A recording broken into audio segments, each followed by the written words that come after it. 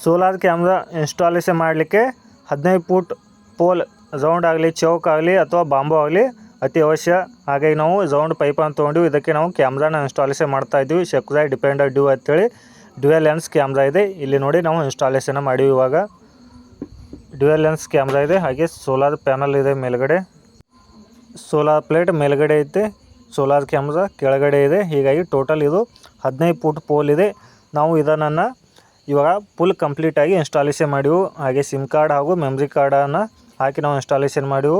ಹಾಗೆಯೇ ಇವಾಗ ನಾವು ಪೋಲನ್ನು ಕೂಡ ನಾವು ನೆಲದಲ್ಲಿ ಇದನ್ನು ಫಿಟ್ ಮಾಡ್ತಾಯಿದ್ದೀವಿ. ಆಲ್ಮೋಸ್ಟಾಗಿ ನೀವು 1.5 ಫೂಟದಿಂದ 1 ಫೂಟ್ವರೆಗೆ ಇದನ್ನು ಅಗದಿ ಗಚ್ಮುತ್ತಾಗಿ ನಾವು ಇದನ್ನು ಪ್ಯಾಕ್ ಮಾಡಬೇಕು ನೆಲದಲ್ಲಿ. ಇವಾಗ ಪ್ಯಾಕ್ ಮಾಡ್ತಾಯಿದ್ವಿ. ಹಾಗೆ ಇದನ್ನು ನಾವು ಹೊಂಡದ ಸೇಫ್ಟಿಗೋಸ್ಕರ ಹಾಗೆ ಮನೆ ಮುಂದಿರುವಂಥ ಟ್ಯಾಕ್ಟರ್ ಸೇಫ್ಟಿಗೋಸ್ಕರ ನಾವು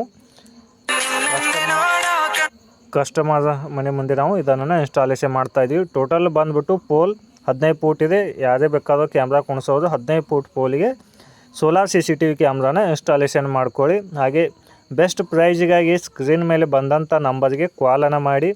ನಿಯರ್ ಬೈ ಇದ್ದರೆ ನಾವೇ ಬಂದು ಇನ್ಸ್ಟಾಲೇಷನ್ ಮಾಡಿ ಸ್ಟಾರ್ಟ್ ಮಾಡಿ ಕೊಡ್ತಾಯಿದ್ವಿ.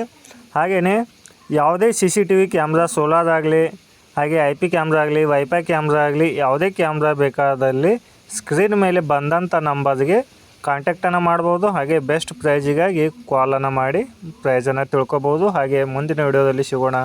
Thank you for watching my video.